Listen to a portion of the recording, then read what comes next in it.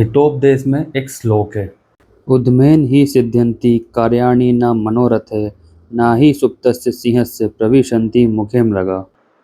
इसका मतलब कि कोई भी कार्य उद्यम करने से यानी कि मेहनत करने से, परिश्रम करने से सिद्ध होता है, ना कि बैठकर उसके बारे में सोचने से।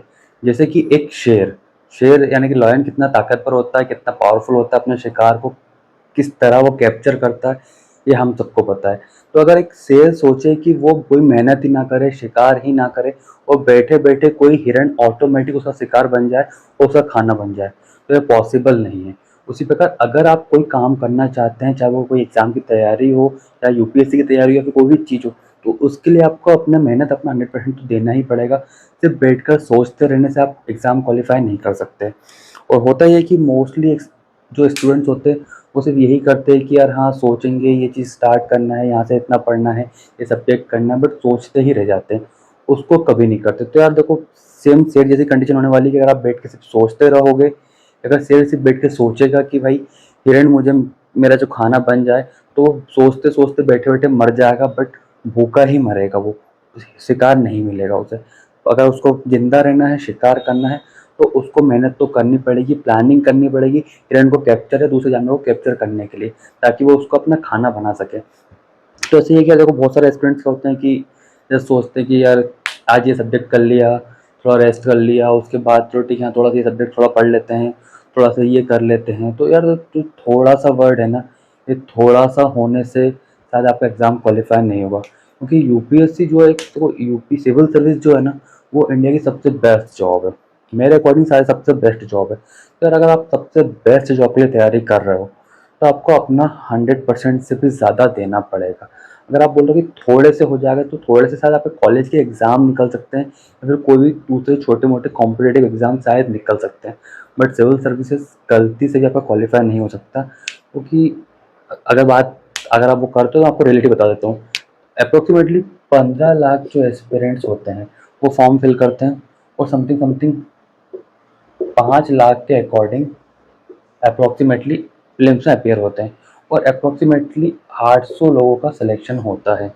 तो इनकेस अगर आप जनरल कैटेगरी से हो, तो आपको अंडर 100 लाना होगा आपकी ड्रीम जॉब आईएएस के लिए। अगर आपकी रैंक अंडर 100 आ रही है, तो शायद आपको आपकी ड्रीम जॉब मिल सकती है। मतलब आपका जो रेशियो होगा वो होगा 5000:1 का रेशियो, अगर आप जनरल कैटेगरी से बिलोंग करते हो।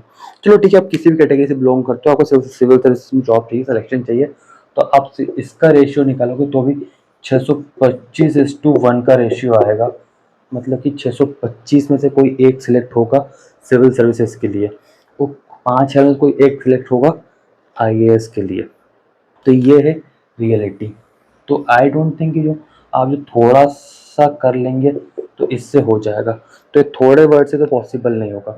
और अगर आप इस तरीके से चल रहे हैं कि चलो ठीक है, आज थोड़ा हिस्ट्री पढ़ लेता हूँ, थोड़ा सा पॉलिटी पढ़ लेता हूँ, थोड़ा ये सब्जेक्ट कर लेता हूँ, थोड़ा वो सब्जेक्ट कर लेता हूँ, थोड़ा यूट्यूब पे उस टीचर का लेक्चर देख लेता हूँ, यहाँ से अगर आज मैं द हिंदू का ट्यूटोरियल देख लेता हूँ, कल दूसरे पेपर का ट्यूटोरियल देख लेता हूँ, आज कोई मैगजीन करंट अफेयर कवर कर लेता हूँ, तो बिलीव मी, आप सिर्फ और सिर्फ फेल होने की तरफ बढ़ रहे हैं, आप सिलेक्शन नहीं ले सकते।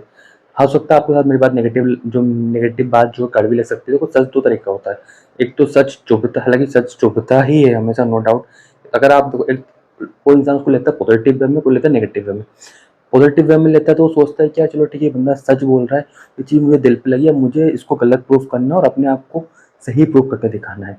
और दूसरा इंसान जो उसको नेगेटिव वे में लेता है, वो उस बात को ले लेता है अपने ईगो में कि भाई तूने ये चीज़ बोली तो बोली कैसे। तो भाई अगर जो इस चीज़ को नेगेटिव वे में लेने चाह रहे हैं, तो उनके लिए मैं कहूँगा कि कमेंट सेक्शन खुला है, आप आइए और भर भर के मुझे गालियाँ दीजिए, बट रियलिटी है ये। और अगर रियलिटी फिर भी आप नहीं समझ पाए, तो आपको उससे अवगत करा देता हूँ।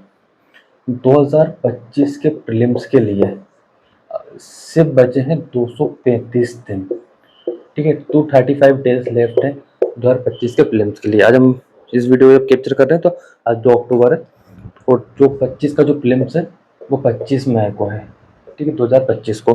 तो इतने डेज आपके पास बचे, और अभी भी अगर आप बिखरी बिखरी तैयारी कर रहे हो, तो मेरे पास आपके लिए गुड न्यूज़ है, आपका सिलेक्शन नहीं होने वाला। तो आपको चाहिए कि आपकी तैयारी जो है एक वो आप प्लानिंग वे में करो, एक टारगेट वे में करो, एक प्लानिंग को लेके चलो।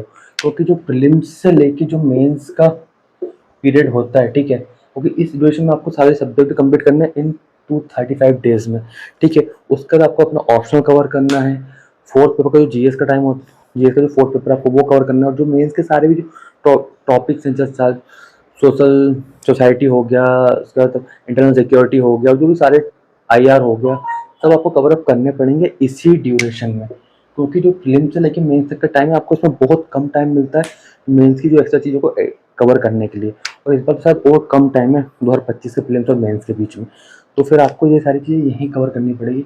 अगर आप एटलीस्ट 10 घंटे भी पर डे दे रहे हो तो अभी आपके पास 2350 घंटे हैं प्रीलिम्स तक के लिए, शायद कवर कर सकते हो। अगर आपको ये कम पड़ रहा है तो फिर आप 12 घंटे भी इसको कर सकते हो, ताकि आपके लिए ये और ईजी हो जाए, क्योंकि यार बिखरी बिखरी तैयारी करने से यूपीएससी क्वालिफाई नहीं होने वाला।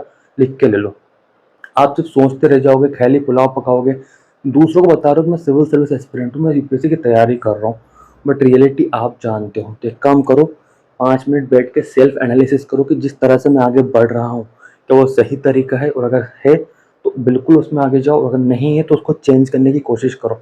ओवरऑल आपका जो टारगेट है वो यही है, ठीक है, आपको ये चाहिए, तो इसके लिए आपको जिस तरह से तैयारी करना पड़े आपको करना पड़ेगा। और अगर जिस तरह से आप जा रहे हो, गलत तरीके से आप जा रहे हो, तो आपको पता है कि अगर आप सिर्फ सोच रहे हो कि हाँ मुझे करना है करना है करना है, अभी अक्टूबर चल रहा है, मतलब बहुत जल्दी नवंबर दिसंबर आ जाएगा, और उसके बाद तो रिवीजन फेज स्टार्ट हो जाता है, बहुत सारी चीज़ें प्रीलिम्स के लोग स्टार्ट हो जाता है। अगर आप उस ड्यूरेशन तक पहुँच के सिर्फ बैठ के सोच ही रहे हो तो फिर आपके लिए बहुत टफ टास्क हो जाएगा यूपीएससी क्वालिफाई करना। मैं ये नहीं बोल रहा हूँ कि इम्पॉसिबल है, यूपीएससी में इम्पॉसिबल नहीं है, बट डिफ़िकल्ट हो जाता है, ठीक है।